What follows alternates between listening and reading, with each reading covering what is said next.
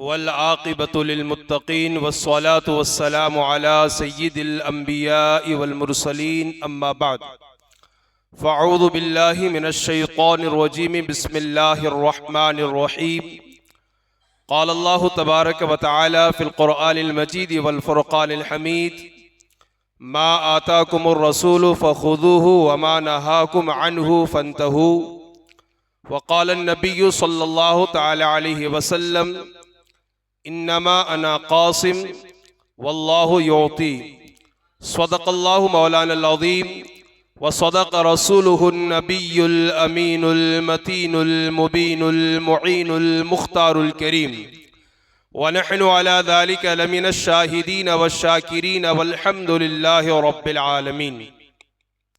हज़रात गिरामी, आइए कुछ मारूज़ात पेश करने से कबल हम और आप मिलकर इंतहाई अदब व एहतराम के साथ अपनी और सारी कायनात के मरकज़ी अक़ीदत आक़ाए दो जहां हुज़ूर रहमत आलम सरवरे कायनात जनाब मुहम्मदुर रसूलुल्लाह रूह फ़िदाहो सल्लल्लाहु तआला अलैहि वसल्लम की बारगाह पर अनवार में अपने क़ुलूब व अज़हान को मुनव्वर व मुजल्ला व मुसफ़्फ़ा व मुज़क्का करने के लिए, अपने सीने को मोहब्बत रसूल का मदीना बनाने के लिए, ग़ुलामी मुस्तफ़ा का सबूत देते हुए मदीने की तरफ लौ लगाकर गुंबदे खज़रा को निगाहों में समाकर बारगाह रसूल व आले रसूल में झूम झूम कर हदिये दुरूद पेश करें। पढ़े बावाज़े बुलंद अल्लाहुम्मा सल्लि अला सय्यिदिना व अला आलि सय्यिदिना व नबियना मौलाना मुहम्मदिन मअदिनिल जूदि वल करम व आलिहिल किराम इब्निहिल करीम व बारिक वसल्लिम।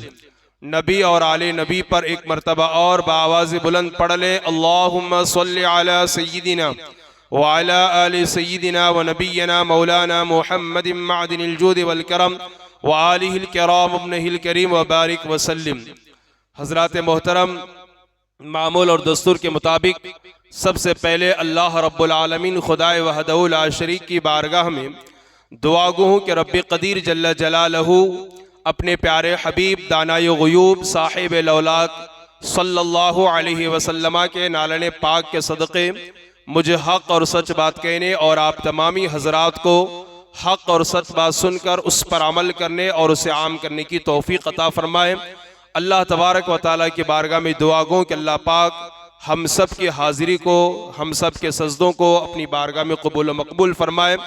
हज़रात गिरामी, अल्लाह तबारक व तआला ने जितनी भी नियामतें हमें अता फ़रमाई है या क़यामत तक जितनी भी नियामतें अल्लाह ताला हमें अता फ़रमाएगा, वो सारी की सारी नियामतें अल्लाह तबारक व तआला ने हम सब को हुज़ूर रहमत आलम सल्लल्लाहु अलैहि वसल्लम के सदक़े में अता फ़रमाई है। चुनांचे आप देखें, कुरान अगर मिला है तो हुज़ूर के सदक़े में मिला है, नमाज अगर मिली है तो हुज़ूर के सदक़े में मिली है, रोज़ा अगर मिला है तो हुज़ूर के सदक़े में मिला है, हज जैसी इबादत अगर मिली है तो हुज़ूर के सदक़े में मिली है, चाँद व सूरज, पानी, आब व दाना, ये सारी नियामतें अगर मिली है तो हुज़ूर रहमत आलम सरवरे कायनात सल्लल्लाहु अलैहि वसल्लम के सदक़े में, बल्कि अगर हमें खुदा और खुदा की बारगाह का पता भी मिला है तो हुज़ूर सल्लल्लाहु अलैहि वसल्लम के सदक़ो तोफ़ैल मिला है। जो मिला है, जिसको भी मिला है, हुज़ूर के सदक़े में ही मिला है और हुज़ूर के सदक़े में ही अल्लाह तबारक व तआला अता फ़रमाता है। ख़ुद नबी पाक सल्लल्लाहु अलैहि वसल्लम इरशाद फरमाते हैं, इन्नमा अना क़ासिम वल्लाहु युअती, मैं ही बांटने वाला हूँ, मैं ही तक़सीम करने वाला हूँ और अल्लाह ही देता है।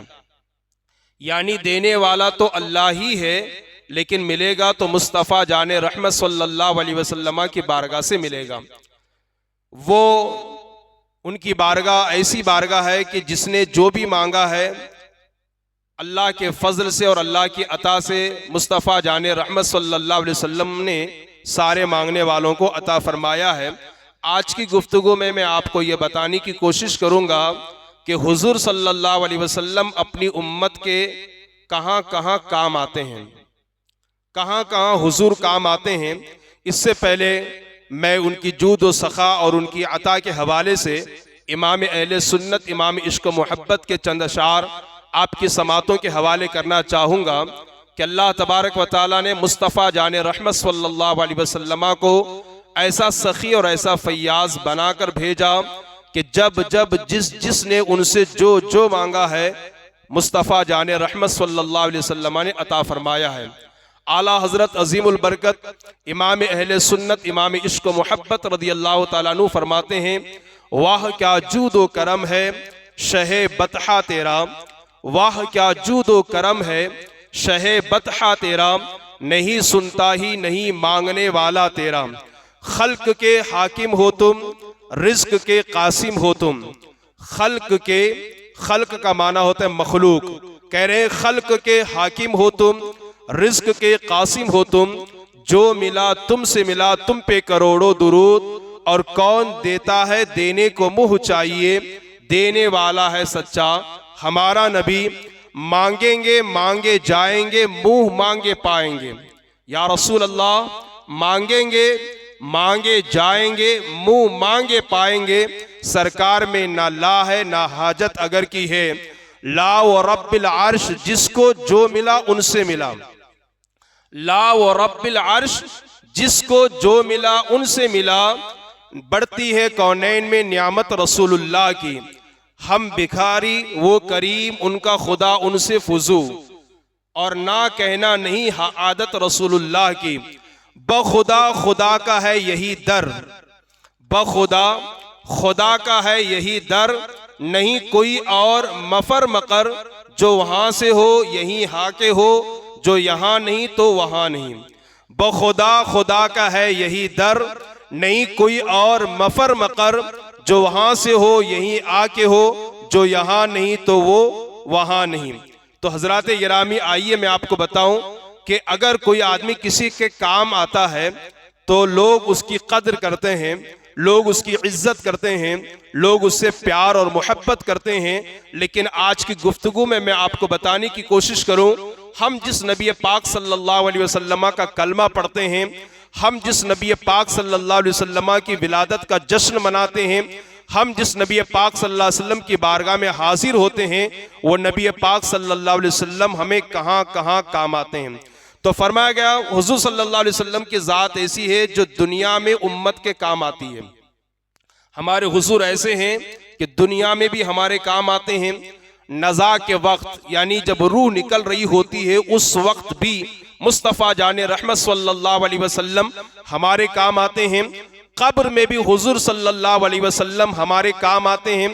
मैदान महशर में भी मुस्तफ़ा जाने रहमत सल्लल्लाहु अलैहि वसल्लम हमारे काम आते हैं।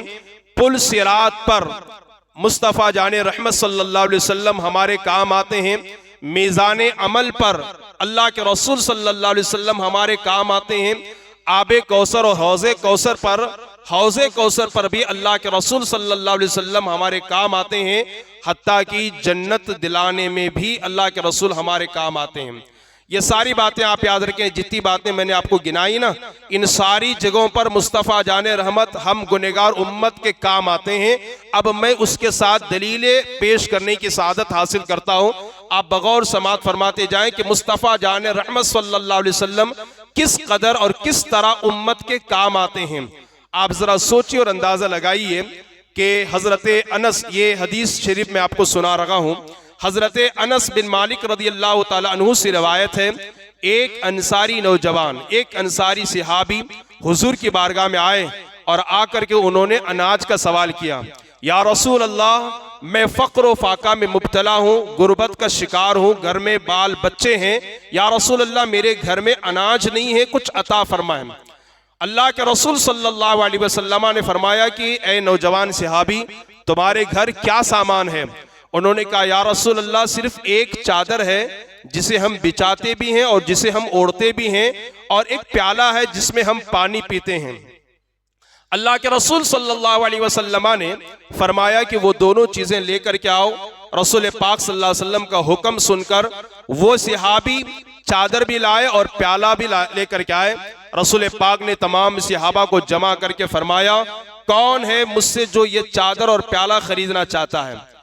एक सहाबी ने खड़े होकर के कहा, या रसूल अल्लाह सल्लल्लाहु अलैहि वसल्लम, ये चादर और प्याला मैं 1 दिरहम में, 1 दीनार में खरीदना चाहता हूँ।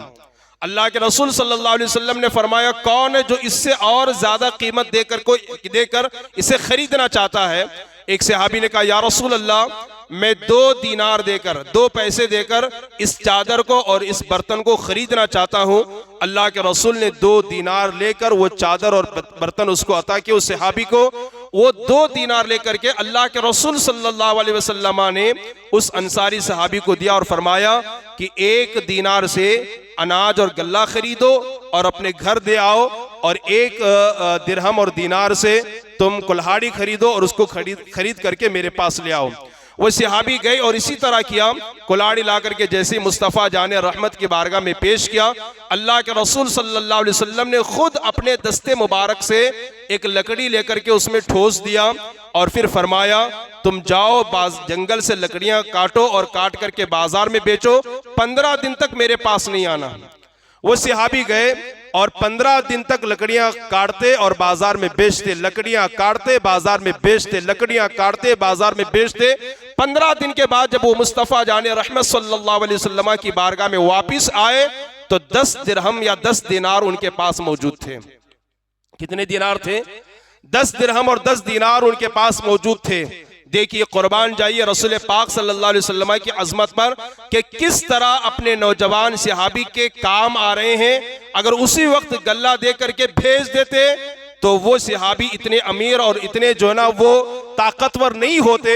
अल्लाह के रसूल सल्लल्लाहु अलैहि वसल्लम ने एक ऐसा मशवरा अता फरमाया और एक ऐसी तिजारत अता फरमाई और एक ऐसा जहन अता फरमाया ताकि ये आज के बाद किसी और से सवाल ना करें, इन्हें मांगने की जरूरत ना पेश आए, बल्कि ये ऐसी कैफियत इनकी बन जाए कि ये मांगने के बजाय बल्कि देने वाले बन जाएं। अल्लाह के रसूल सल्लल्लाहु अलैहि वसल्लम उस सहाबी के काम आए। पता चला अल्लाह के रसूल सल्लल्लाहु अलैहि वसल्लम दुनिया में भी उम्मत के काम आते हैं।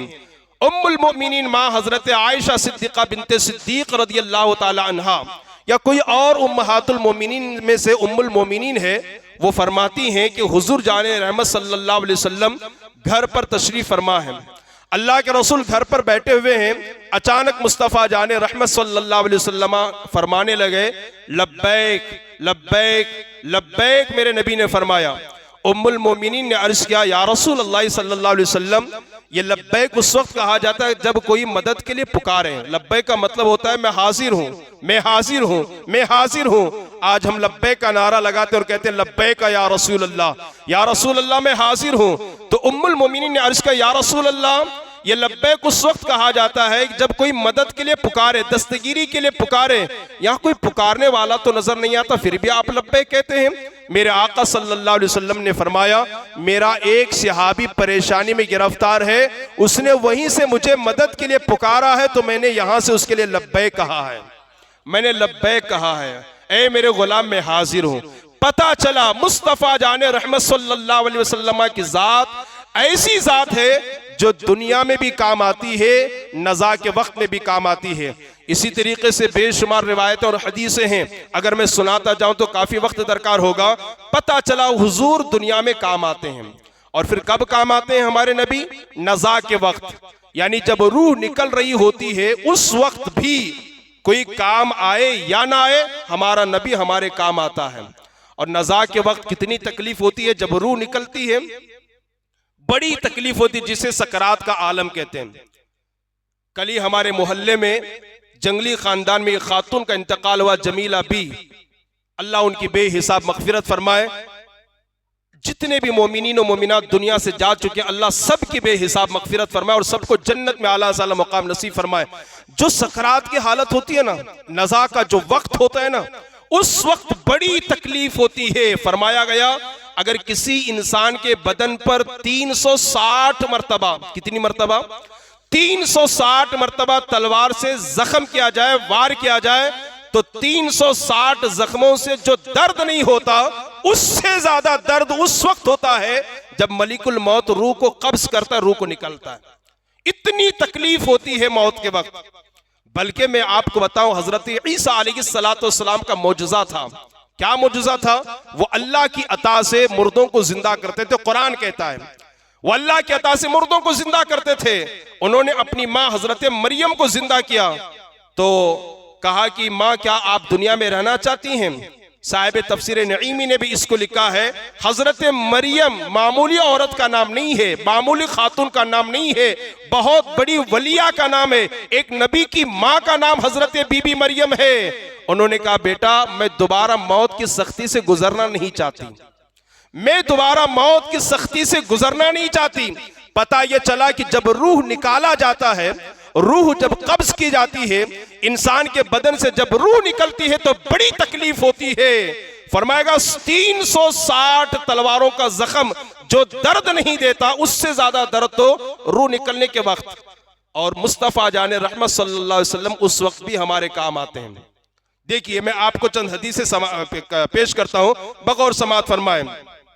हजरत अनस रदियल्लाहु ताला अन्हु से रिवायत है कि एक यहूदी लड़का, मुस्लिम का लड़का नहीं, एक यहूदी लड़का हुजूर सल्लल्लाहु अलैहि वसल्लम की खिदमत किया करता था और हुजूर सल्लल्लाहु अलैहि वसल्लम के लिए वजू का पानी ला करके रखा करता और हुजूर सल्लल्लाहु अलैहि वसल्लम की नालैन को यानी जूतियों को सीधी किया करता था। एक मरतबा वो बीमार हुआ। मुस्तफा जाने रहमत सल्लल्लाहु अलैहि वसल्लम को खबर पहुंची कि यहूदी का वो बेटा जो आपकी खिदमत करता वो बीमार हो गया है। अल्लाह के रसूल सल्लल्लाहु अलैहि वसल्लम अपने चंद सहाबा के साथ तशरीफ ले गए तो देखा कि वो लड़का लेटा हुआ है और उसके सरहाने उसका बाप बैठा है। अल्लाह के रसूल सल्लल्लाहु अलैहि वसल्लम तशरीफ ले गए। आखिरी वक्त है उस बच्चे का, नज़ा की कैफियत है, सख्त तकलीफ और बीमारी में गिरफ्तार है। अल्लाह के रसूल सल्लल्लाहु अलैहि वसल्लम ने उस यहूदी के बेटे से फरमाया, पढ़ो ला इलाहा इल्लल्लाह मुहम्मदुर रसूलुल्लाह सल्लल्लाहु अलैहि वसल्लम। उस यहूद के लड़के ने अपने बाप का चेहरा देखा। जाहिर सी बात है यहूदी का बेटा है और बाप यहूदी है। अब अगर मैं कलमा पढ़ूं तो मेरा बाप नाराज हो जाएगा। बाप का चेहरा देखा। मुस्तफा जाने रहमत सल्लल्लाहु अलैहि वसल्लम ने दूसरी मर्तबा फरमाया, पढ़ो ला इलाहा इल्लल्लाह मुहम्मदुर रसूलुल्लाह। उसने फिर अपने बाप का चेहरा देखा तो बाप ने कहा, बेटा अबुल कासिम जो कहता है वो पढ़ लो। अबुल कासिम ये मेरे नबी की कुन्नियत है, नबी का नाम। कहा बाप ने, बेटा अबुल कासिम जो कहते, मोहम्मद जो कहते, पढ़ लो। अल्लाह अकबर कबीरा। आप जरा सोचिए और अंदाजा लगाइए, उस यहूदी के बच्चे ने नज़ा की हालत में कलमे तय्यबा पढ़ा, रबी की नबूवत की गवाही दी, रसूल की रिसालत की गवाही दी, खुदा के वहदानियत का इकरार किया। इधर कलमा पढ़ा, इधर उसकी रूह कब्ज हो गई, इधर उसकी रूह कब्ज हो गई, वो अल्लाह को प्यारा हो गया। तो यहां पर भी देखें हुजूर मुस्तफ़ा जाने रहमत सल्लल्लाहु अलैहि वसल्लम अपनी खिदमत करने वाले और अपनी उम्मत के किस कदर काम आ रहे हैं। और फिर मुस्तफ़ा जाने रहमत हाजिर होकर के उसको कलमा पढ़ाते हुए नजर आ रहे हैं। अब जो हुजूर का जुमला है ना, उसे गौर से सुनिए। वो जब बच्चे का इंतकाल हुआ, नबी करीम सल्लल्लाहु अलैहि वसल्लम अपने सहाबा से मुखातब होकर फरमाते हैं, अल्लाह का शुक्र है कि अल्लाह ने मेरी वजह से इस बच्चों को जहन्नमी होने से बचा लिया। अल्लाह का शुक्र है कि अल्लाह ने मेरी वजह से इस बच्चे को जहन्नमी होने से बचा लिया। और फिर बाज़ रिवायतों में यह आया है कि मुस्तफ़ा जाने रहमत सल्लल्लाहु अलैहि वसल्लम ने खुद अपने हाथों से उस बच्चे को गुस्ल दिया, कफन पहनाया, जनाजा पढ़ा और खुद अपने हाथों से मुस्तफ़ा जाने रहमत सल्लल्लाहु अलैहि वसल्लम ने उस बच्चे को दफन किया। और जब जनाजा लेकर के जा रहे थे, अल्लाह के रसूल सल्लल्लाहु अलैहि वसल्लम पंजों के बल रास्ते में चल रहे थे। किसी सहाबी ने पूछा, या रसूल अल्लाह, आप पंजों के बल क्यों चलते हैं? तो मेरे आका ने फरमाया, इस बच्चे के जनाजे में आसमान से इतने कसीर तादाद में फरिश्ते आए हुए हैं कि जमीन पर पैर रखने के लिए जगह मौजूद नहीं है। सोचिए, हमारे आका सल्लल्लाहु अलैहि वसल्लम नज़ा के वक्त भी हमारे काम आते हैं। और एक हदीस में आपके समातों के हवाले करूं। एक सहाबी थे, जब उनके नज़ा का वक्त आया, दुनिया से रुखसत होने का वक्त करीब आया, वो लोगों से बात भी कर रहे हैं, कलाम भी कर रहे हैं, गुफ्तगू भी फरमा रहे हैं, लेकिन जबान पर कलमा जारी नहीं होता, जबान पर कलमा नहीं आता। रसूल पाक सल्लल्लाहु अलैहि वसल्लम की बारगाह में शिकायत की गई, या रसूल अल्लाह, एक सहाबी हैं जो नमाज भी पढ़ते हैं, कलमा भी पढ़ते हैं, लेकिन अभी नज़ा की कैफियत उन पर तारी है, लेकिन कलमा जबान पर जारी नहीं हो रहा है। तो अल्लाह के रसूल सल्लल्लाहु अलैहि वसल्लम तशरीफ लाए उस सहाबी के पास। फरमाया, क्या बात है कि तुम्हारी जबान पर कलमा जारी नहीं होता? उन्होंने कहा, या रसूलल्लाह, मुझे नहीं मालूम कि मेरी जबान पर कलमा क्यों नहीं आता है। सब कुछ तो बात कर रहे हैं लेकिन कलमा जबान पर नहीं आता। तो हुजूर रहमत आलम सल्लल्लाहु अलैहि वसल्लम समझ गए, हो ना हो ये अपनी माँ बाप के नाफरमान है, ये अपने माँ बाप के नाफरमान हैं। अल्लाह के रसूल सल्लल्लाहु अलैहि वसल्लम ने उनकी माँ को तलब किया और फरमाया, ए खातून, अगर यहाँ आग रोशन की जाए और उसमें तुम्हारे बच्चे को डाला जाए, क्या तुम इसको गवारा करोगे? इसको पसंद करोगे? उस माँ ने तड़प करके कहा, या रसूलल्लाह बिल्कुल नहीं, मेरे बेटे को मेरे सामने आग के अंगारों में डाला जाए, मैं इसे हरगिज बर्दाश्त नहीं कर सकती। तो फिर मेरे नबी ने फरमाया, अगर तुम इन्हें मुआफ ना करो तो अल्लाह ताला जहन्नम के आग में इन्हें गिरफ्तार फरमाएगा, ये जहन्नम में अल्लाह के अजाब में गिरफ्तार होंगे। इतना कहना था कि उस माँ ने कहा, या रसूलल्लाह मैं आपको गवाह बनाकर कहती हूँ कि मैंने अपने बेटे को मुआफ कर दिया, मैंने अपने बेटे को माफ कर दिया। यहां से ये बात भी समझ में आई कि जो औलाद अपने माँ बाप की नाफरमान होती है, जो औलाद अपने माँ बाप को रुलाती है, जो औलाद अपने माँ बाप को धक्का देती है, जो औलाद अपने माँ बाप को घर से बेघर करती है, जो औलाद अपने माँ बाप को तड़पाती है, ऐसी औलाद ना दुनिया में सुकून की सांस ले सकती है और ना आखिरत में कामयाबी से हमकनार हो सकती है। जब एक सिहाबी होकर, मसला सिर्फ यह था कि जो भी माँ बोलती उसके कलाम जवाब पर वो कभी कभी ना कहा करते थे, ना कहा करते थे। आज हम न सिर्फ ना करते हैं बल्कि पता नहीं क्या क्या कर गुजरते हैं। अल्लाह ताला सबको मुआफ फरमाए। तो माँ बाप की गुस्ताखी और बेअदबी और माँ बाप की दिल आजारी कभी कभी बुरे खात्मे का सबब भी बन जाती है, बुरे खात्मे का सबब बन जाती है। तो देखिए यहां पर भी मुस्तफ़ा जान रहमत सल्लल्लाहु अलैहि वसल्लम जागने के वक्त अपनी उम्मत के काम आ रहे हैं। तो हमारे नबी ऐसे प्यारे नबी हैं जो दुनिया में भी काम आते हैं और जागने के वक्त भी काम आते हैं। और कब काम आते हैं? कब्र में भी कोई आए या ना आए, जिस माँ ने 9 महीने पेट में रखा, बड़ी तकलीफ के साथ, बड़ी शिद्दत के साथ और बहुत ज्यादा तकलीफ उठा करके जिस माँ ने हमें जन्म दिया। आपको मालूम है माँ जब बच्चे को जन्म दे रही होती है तो कितनी तकलीफ होती है। फरमाया गया 39 हड्डियों के टूटने पर जो दर्द होता है ना, हड्डियों के टूटने पर, 39 हड्डियों के टूटने पर जो दर्द होता है ना, उससे ज्यादा दर्द औरत को उस वक्त होता है जब वो बच्चे को जन्म दे रही होती है, जब वो बच्चे को जन रही होती है। कितनी तकलीफ होती है। इसीलिए माँ का मकाम सबसे ऊंचा है। एक सहाबी हुजूर के बारगाह में कहा, या रसूलल्लाह मुझ पर सबसे ज्यादा हक किसका है? नबी ने फरमाया तेरी माँ का। फिर सहाबी ने अर्ज किया, या रसूलल्लाह मुझ पर सबसे ज्यादा हक किसका है? नबी ने फरमाया तेरी माँ का। तीसरी मर्तबा उस सहाबी ने कहा, या रसूलल्लाह मुझ पर सबसे ज्यादा हक किसका है? नबी ने फरमाया तेरी माँ का। चौथी मर्तबा उस सहाबी ने कहा, या रसूलल्लाह मुझ पर सबसे ज्यादा उसके बाद हक किसका है? मेरे नबी ने फरमाया तेरे बाप का।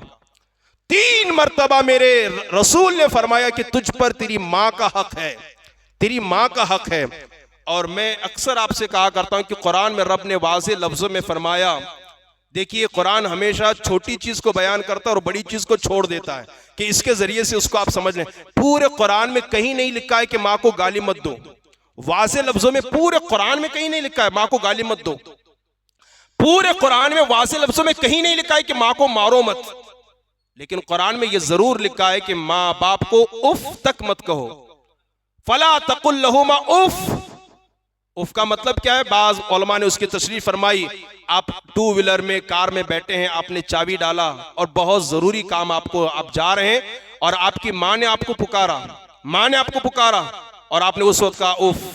इससे भी कुरान ने मना किया है, उफ कहने से कुरान ने मना किया। बल्कि माँ बाप का मकाम इतना अर्फ व आला है कि अगर आप नमाज पढ़ रहे हो, नफली नमाज, खुदा की इबादत कर रहे हो और माँ ने आपको अपनी खिदमत के लिए पुकारा, तो हुक्म यह है कि नमाज छोड़े और माँ की खिदमत के लिए चले जाएं।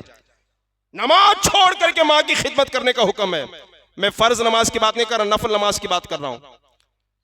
लोग यहाँ माँ बाप की खिदमत को छोड़कर टूरों पे चले जाते हैं, पिकनिक पे चले जाते हैं और फिर जियारतों के लिए, सारी चीजें अपनी जगह। लेकिन हुक्म ये है, अगर तुम्हारी माँ, तुम्हारा बाप तुम्हारी खिदमत का मोहताज है, हमारी खिदमत का मोहताज है, तो हम नफली नमाज को छोड़ें और माँ की खिदमत करें, बाप की खिदमत करें। माँ का ये मकाम और मर्तबा है। तो अर्ज ये कर रहा था कि माँ 9 महीने पेट में रखती है, बड़ी तकलीफ से जन्म देती है, 2 साल तक अपने छाती के समंदर से सैराब करती है। और अगर बिस्तर कच्चा हो जाए तो उस कच्चे बिस्तर पर माँ खुद सोती है और अपने आप को, अपने बच्चे को अपने छाती पर लेकर के सो जाती है। अगर बच्चा बीमार पड़ जाए तो पूरी रात माँ उसके लिए अपनी नींद को कुर्बान कर देती है। देखिए ना, हजरत अबू बकर सिद्दीक को जब हजरत अबू बकर सिद्दीक ने कहा मैं रसूलुल्लाह का मैंने कलमा पढ़ लिया है, मैंने इस्लाम कबूल कर लिया है, तो वहां पर काफिरों ने हजरत अबू बकर सिद्दीक को इतना मारा, इतना मारा, इतना मारा, क्या बेहोश हो गए, बेहोश हो गए हजरत अबू बकर सिद्दीक। उन्हें ला करके घर में रखा गया। उनके खानदान के लोगों ने ऐलान किया, अगर इन्हें होश आए तो ठीक, और अगर ये इंतकाल कर जाए तो हम जरूर उनसे बदला लेंगे जिन्होंने इन्हें मारा है। अल्लाह अकबर कबीरा। एक दिन गुजरा, कई घंटों के बाद हजरत अबू बकर सिद्दीक को होश आया। सारे लोग चले गए, दोस्त चले गए, रिश्तेदार चले गए, सारे लोग चले गए, लेकिन माँ और बाप दोनों सरहाने खड़े हैं। दोनों सरहाने खड़े हैं, सबने साथ छोड़ दिया, सब अपने अपने घर चले गए, लेकिन माँ बाप हजरत अबू बकर सिद्दीक के सरहाने खड़े हैं। हजरत अबू बकर के माँ ने कहा, बेटा कई घंटों से तू बेहोश है, दूध पी ले। हजरत अबू बकर ने दूध को हटाया, कहा माँ दूध को छोड़ो, पहले ये बताओ मेरे मुस्तफ़ा कैसे हैं, रसूल पाक कैसे हैं। मैं बताना ये चाह रहा हूं, माँ होती है, माँ का की जगह कोई ले ही नहीं सकता, माँ की जगह कोई नहीं ले सकता। माँ का मकाम और मर्तबा इतना बुलंद बाला है, माँ का मकाम कोई नहीं ले सकता। अर्ज कर रहा था कि अल्लाह के रसूल सल्लल्लाहु अलैहि वसल्लम जो है, हाँ वो माँ जो हमसे इतना प्यार करती है। अगर ये अक्सर मैंने देखा है, मैं मदरसा पढ़ाता हूँ तो मुझे उसका एहसास है। मैं कभी कभी किसी के घर जाता हूँ ना, तो कोई औरत झाड़ू मारते मारते रो रही होती है, झाड़ू मारते, कोई औरत रोटी पकाते पकाते रो रही होती है, कोई औरत अलमारी खोलती है तो रोती है। हमने पूछा रोने की वजह क्या, आप झाड़ू मार रहे हैं, आंखों से आंसू है? कहा अभी मेरा बेटा मदरसे में पढ़ रहा है, छुट्टियों में मेरा बेटा आता, यहाँ कुर्सी लगा के बैठता, तो जब मैं झाड़ू मारती तो उससे कहती उठ, मुझे झाड़ू मारना है। आज बोलने के लिए मेरे पास मेरा बेटा नहीं है। हालांकि बेटा के इंतकाल नहीं हुआ, बेटा मदरसे में पढ़ रहा है, लेकिन मोहब्बत देखे ना एक बच्चे के अंदर, एक माँ के अंदर बच्चे की मोहब्बत कितनी होती है। अलमारी खोला, माँ ने देखा बेटे के कपड़े हैं, याद, माँ रोटियां पका रही है, घर में अच्छा सालन पक रहा है, माँ की आंखें नम हो गई, हम तो अच्छा सालन खाने, पता नहीं मेरा बेटा स्कूल और मदरसे में क्या खा रहा होगा, कैसी जिंदगी काट रहा होगा। ये माँ होती जो इतना प्यार बेटे से करती है। और अगर खाना मुख्तसर हो, चंद ही रोटियां हो, तो ये सिर्फ माँ होती है जो कहती है बेटा मुझे खाने की जरूरत नहीं, मेरा पेट भर चुका है, तू पेट भर करके खा ले। ये सिर्फ माँ होती है। ऐसी मोहब्बत करने वाली भी माँ और ऐसा प्यार करने वाला बाप भी कब्रिस्तान में, कब्र में हमारे साथ नहीं आता, वहां आते हैं तो सिर्फ मुस्तफ़ा जाने रहमत सल्लल्लाहु अलैहि वसल्लम। वहां भी अगर हमारे काम कोई आता है, वो अल्लाह के रसूल सल्लल्लाहु अलैहि वसल्लम तशरीफ लाते हैं। चुनांचे देखिए, हजरत साद बिन माज रदी अल्लाह तआला अन्हु को कब्र में लिटाया गया, मिट्टी डाली गई और दफन किया गया। अल्लाह के रसूल सल्लल्लाहु अलैहि वसल्लम खड़े होकर के आपने कहा सुबहान अल्लाह, अल्हम्दुलिल्लाह, अल्लाहु अकबर। आपने जोर जोर से अल्लाह की तस्बीह बयान करना शुरू फरमाई। सहाबा ने पूछा या रसूल अल्लाह, आप यहाँ खड़े होकर के तस्बीह क्यों कर रहे हैं? मेरे नबी ने फरमाया मेरे गुलाम साद बिन माज बिन साद पर उसकी कब्र तंग हो रही थी, अब मैंने तस्बीह पढ़ी है, अल्लाह तस्बीह की बरकत से उसकी कब्र को कुशादा फरमा देगा। ये मेरे नबी हैं जो कब्र में भी काम आते हैं। कहाँ काम आते हैं? दुनिया में, नज़ा के वक्त और कब्र के अंदर।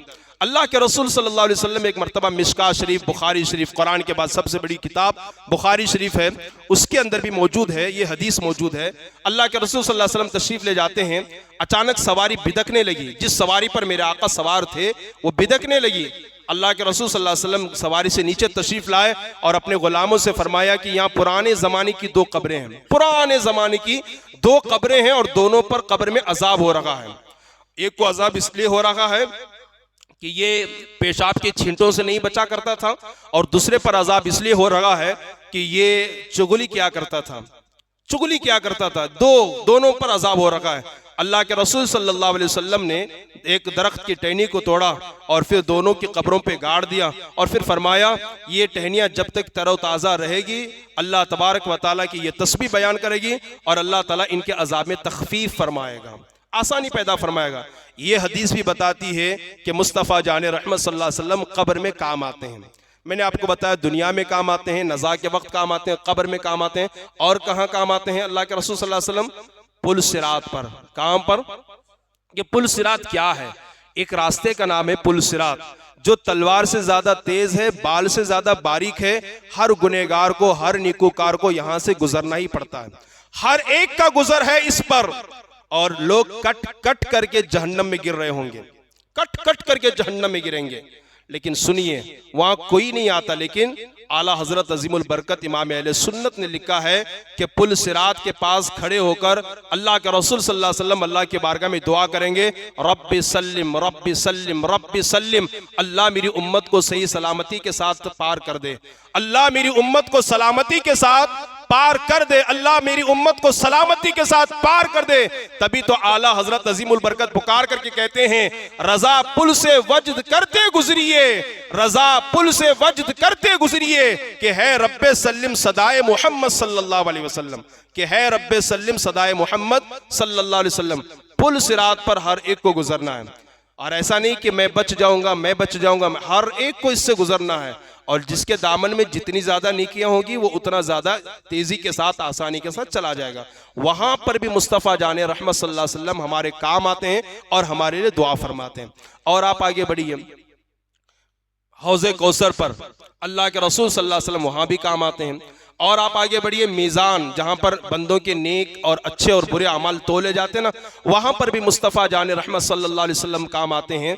एक बंदे के अमल तोले जा रहे होंगे तो ऐसा होगा कि उसकी नेकियां कम हो जाएगी और गुनाह का पलड़ा भारी हो जाएगा, गुनाह का पलड़ा भारी हो जाएगा। हुक्म होता ही होगा कि इसको जहन्नम में दाखिल कर दो।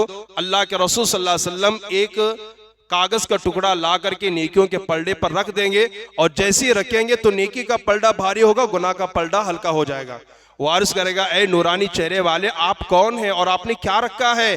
मेरे आका सल्लल्लाहु अलैहि वसल्लम फरमाएंगे, मैं तेरा नबी हूं और तू मेरा वही उम्मती है कि तूने मुझ पर दुनिया में दरूद पढ़ा था, ये दरूद की वही चिट्ठी है कि मैंने रखा है, तो नेकियों का पलड़ा भारी हो गया है। आप जरा सोचिए और अंदाजा लगाइए। इसी तरीके से एक बंदे के अमाल तोले जाएंगे कि नेकियों का पल्ला हल्का होगा और गुनाह का पल्ला भारी हो जाएगा, गुनाह का पल्ला भारी हो जाएगा। तो फिर हुक्म होगा कि इसको जो है ना वो जहन्नम में लेकर के चलो। वहां पर भी मुस्तफ़ा जाने रहमत सल्लल्लाहु अलैहि वसल्लम अल्लाह के हुजूर हाथ उठा करके दुआ करेंगे, मेरे मौला ये मेरा उम्मती है, मैं इस तेरी बारगाह में इसके लिए सिफारिश करता हूँ, अल्लाह तो इसे जन्नत अता फरमा। अल्लाह मेरे रसूल की दुआ को कबूल फरमाएगा और उसको जन्नत अता फरमाएगा। आप सोचिए, हर जगह मुस्तफ़ा जाने रहमत सल्लल्लाहु अलैहि वसल्लम। एक आखिरी हदीस पेश करके अपनी गुफ्तगू को मैं ख़त्म कर दूं कि अल्लाह के रसूल सल्लल्लाहु अलैहि वसल्लम किस तरीके से हमारे काम आते हैं, किस तरीके से हमारे काम आते हैं। कि अल्लाह तबारक मैदान महशर होगा, जन्नतियों को जन्नत में भेज दिया जाएगा, जहन्नमियों को जहन्नम में भेज दिया जाएगा। अल्लाह फरमाएगा, महबूब अपनी उम्मतियों का हाल तो मालूम करो। हजरत जिब्राइल से अल्लाह फरमाएगा, जिब्राइल जरा जहन्नम में जाकर के देखो मेरे महबूब की उम्मत का क्या हाल है, उम्मत का क्या हाल है। हजरत जिब्राइल जाएंगे तो देखेंगे उम्मत गुनाहों की बुनियाद पर जो जितना गुनाह किया उस गुनाह के हिसाब से वो अजाब में गिरफ्तार होगा। हजरत जिब्राइल पलटेंगे तो जैसे ही पलटेंगे हुजूर के गुलामों की नजर बुलबुल सिदरा पर पड़ेगी, हजरत जिब्राइल पर पड़ेगी।